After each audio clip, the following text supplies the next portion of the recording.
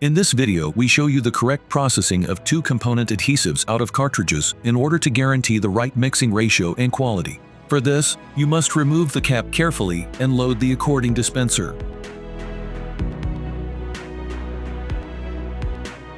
Let the two components flush without any mixer. Extrude the two components to equalize the filling levels and ensure an even amount of both components is flowing. Then attach the mixer.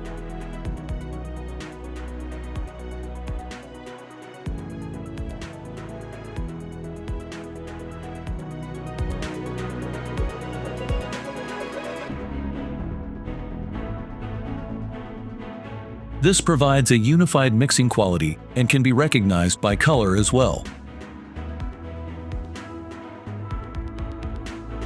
Then you are ready to apply the product in the proposed quality.